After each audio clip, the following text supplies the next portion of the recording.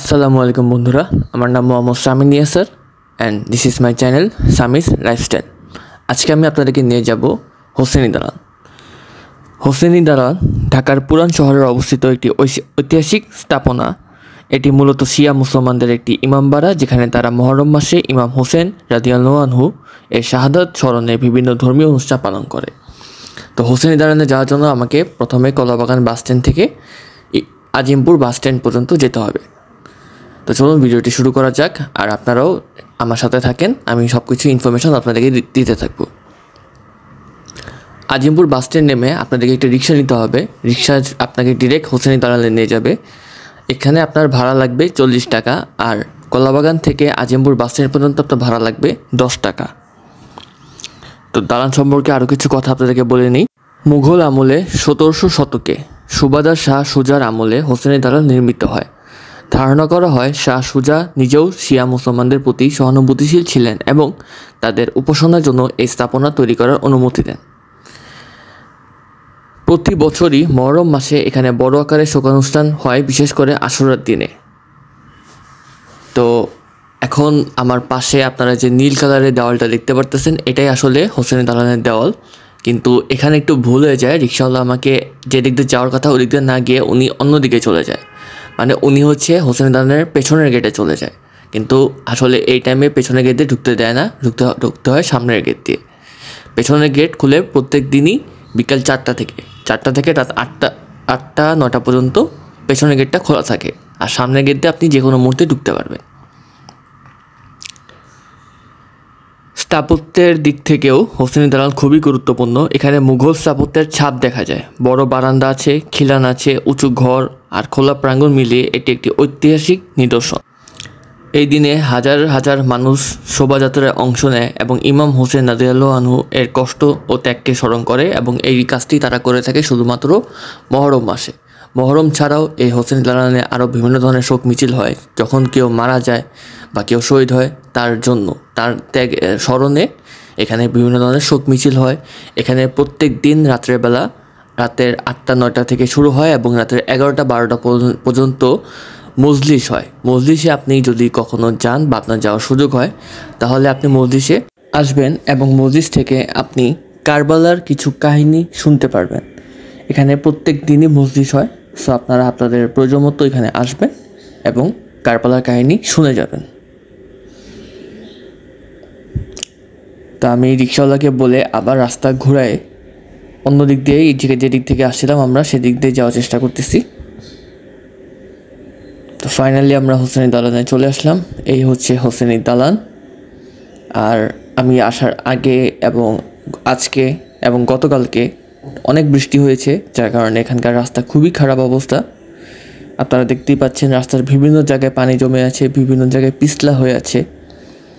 আর তখন এখানে সব সময় একটা গার্ড মামা থাকেন, আর বাম পাশে একটা বইয়ের লাইব্রেরি আছে, কিন্তু লাইব্রেরিটা বন্ধ, যার কারণে আমি ওদিকে আপনাকে দেখাইনি। হোসেনি দালানটা দেখতে অনেক সুন্দর মাশাআল্লাহ, এবং এটা নিয়ে আমার দ্বিতীয়বার আসা হলো। আমি এই বছর মহরমের টাইমেও আসছিলাম।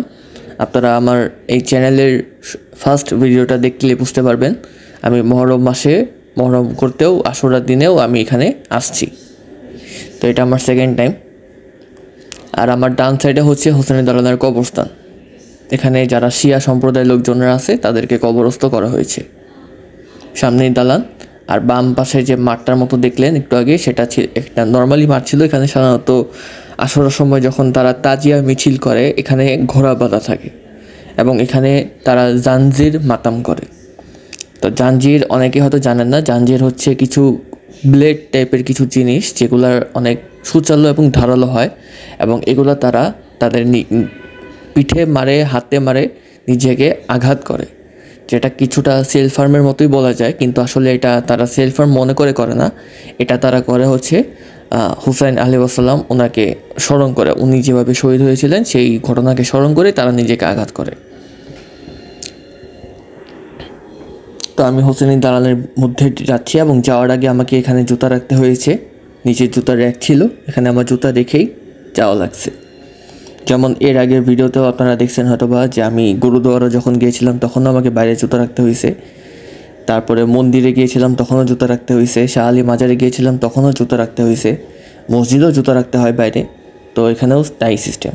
তো আপনারা এখন এই দালানটি দেখুন, উপভোগ করুন। আজাদারে হুসैनी ये चलन जिंदा रहे, हाजा खाने सजाने की लगन जिंदा रहे। आजादारे हुसैनी ये चलन जिंदा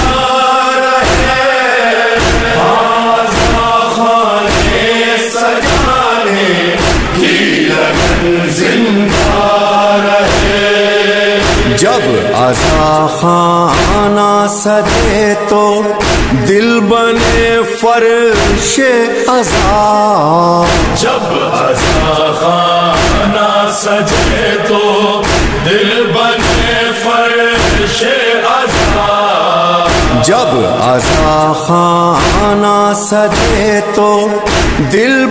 সামনের এই রাস্তা দিয়ে গেলে আপনারা হোসেনি দালানের পেছনের গেটে দেখতে পারবেন, এবং পেছনের গেটের আগে এখানে একটা রান্নাঘর আছে যেখানে তারা রান্না বান্না করেন, যেখানে সিন্নি দেওয়া হয়, আর তার পাশে একটা বড় পুকুর আছে।